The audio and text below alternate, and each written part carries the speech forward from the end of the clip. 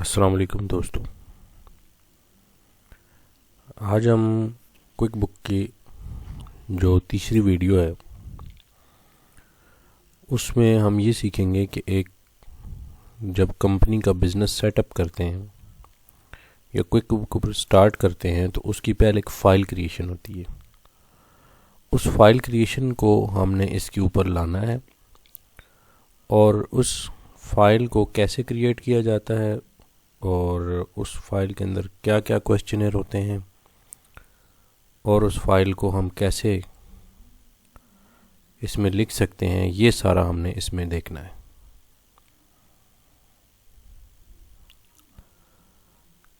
तो अभी हम आज जो है वो बात करेंगे इसके ऊपर। तो पहले सबसे क्रिएट कंपनी पे क्लिक करेंगे। ये फाइल से भी आ सकता है और यहाँ से भी आ सकता है। तो जब हम क्रिएट कंपनी करेंगे तो सबसे पहले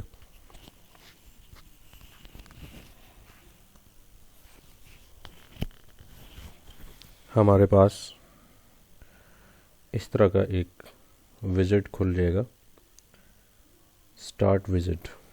तो इसमें हम एक्सप्रेस स्टार्ट करेंगे तो बगैर नेम और चंद इम्पोर्टेंट चीज़ें पूछेगा, आप डिटेल स्टार्ट पे करें।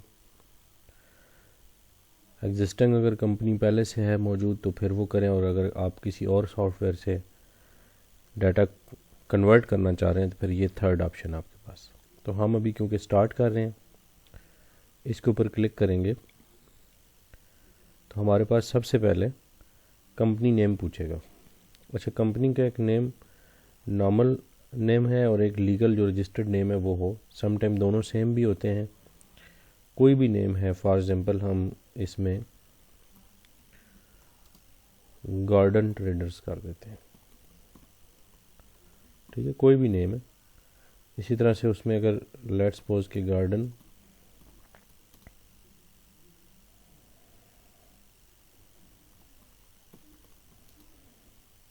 ट्रेडर्स रजिस्टर्ड नेम भी है। इसी तरह लेट्स सपोज हम इसमें लाहौर में हम किसी कंपनी का एड्रेस है, पूरा एड्रेस लिखें, स्ट्रीट एड्रेस सिटी, यहाँ पर भी यही आएगा।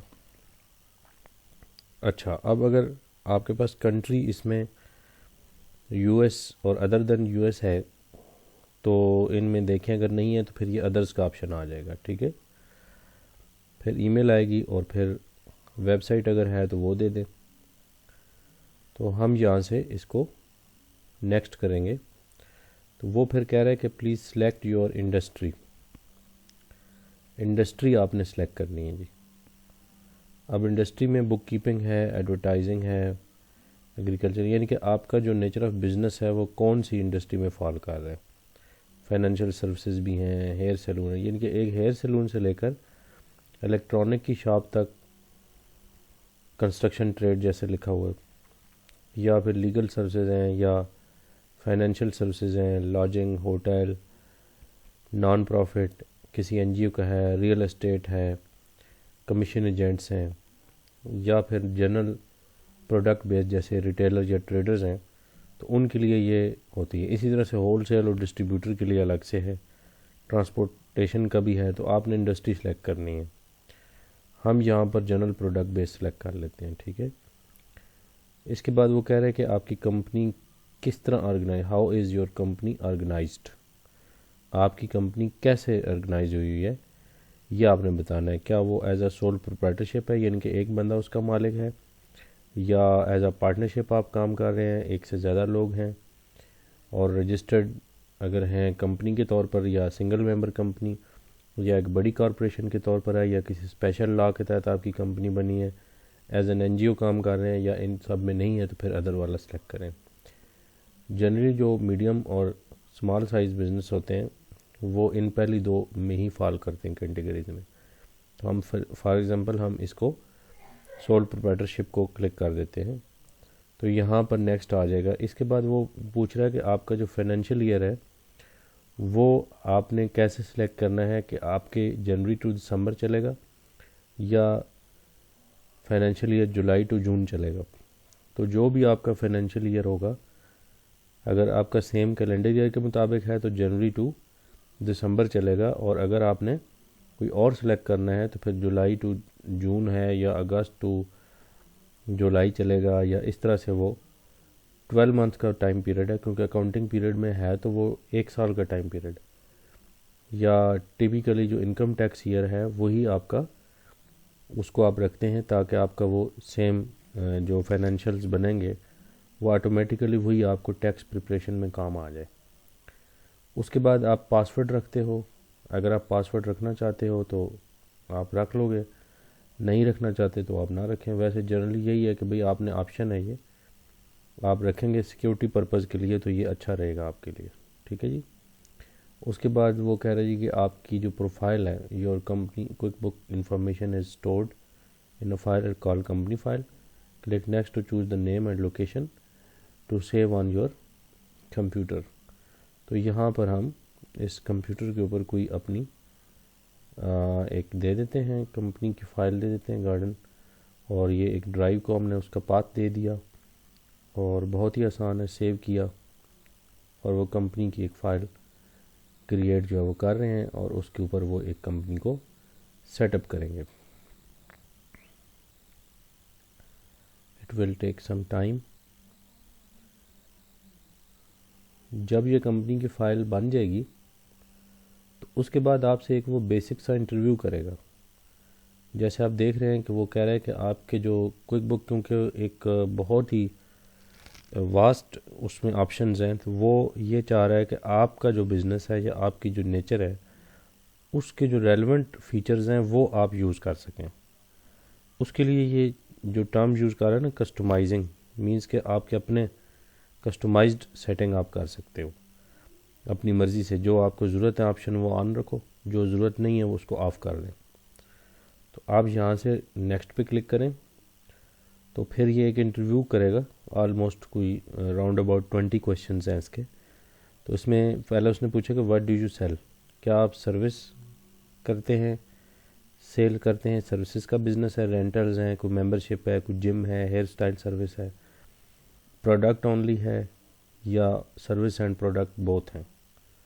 तो सम टाइम बोथ भी आपके हो सकते हैं, ओनली प्रोडक्ट भी हो सकती है और सर्विस भी हो सकती है।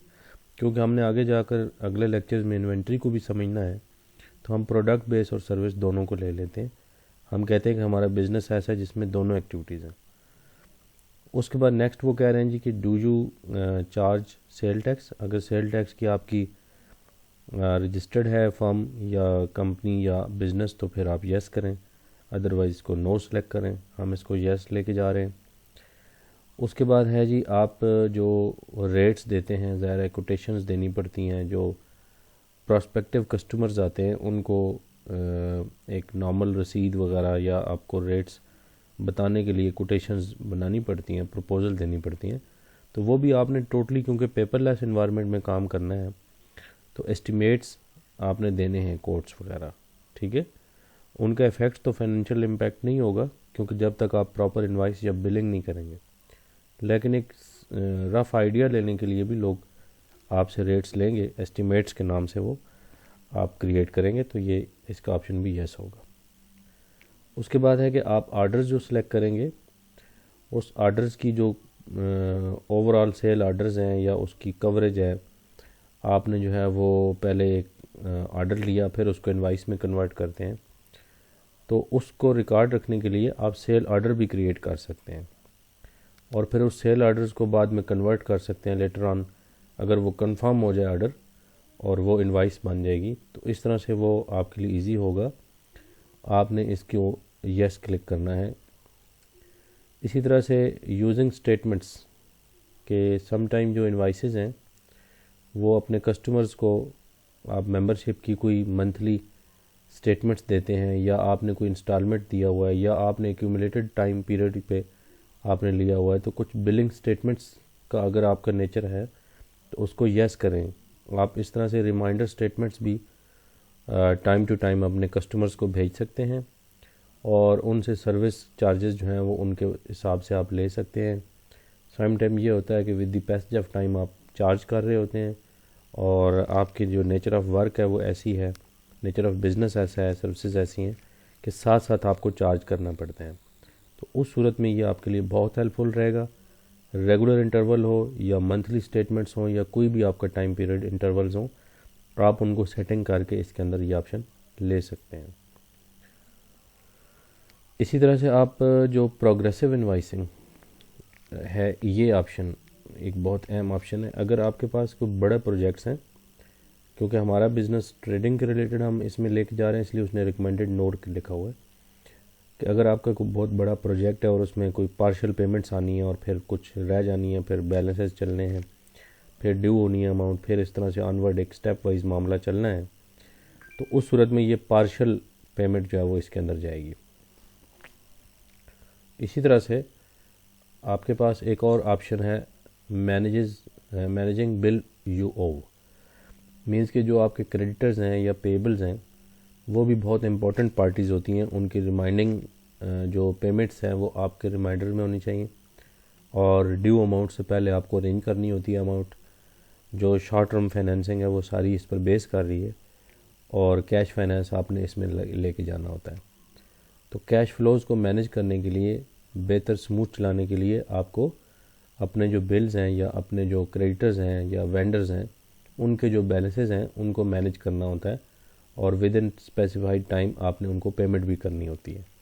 तो इस वजह से ये भी आप इसको क्लिक करेंगे यस कि आपने ज़ाहिर है कि ये भी ट्रैक करना है। इसी तरह से इन्वेंट्री वाला ऑप्शन भी हम यस करते हैं, ये ऑप्शनल है। अगर आपके पास इन्वेंट्री बेस नहीं है, कोई ऐसा बिज़नेस है जो सर्विस बेस है, तो फिर उसको नो कर दें, वरना इन्वेंट्री का ऑप्शन तो आपने लेना ही है।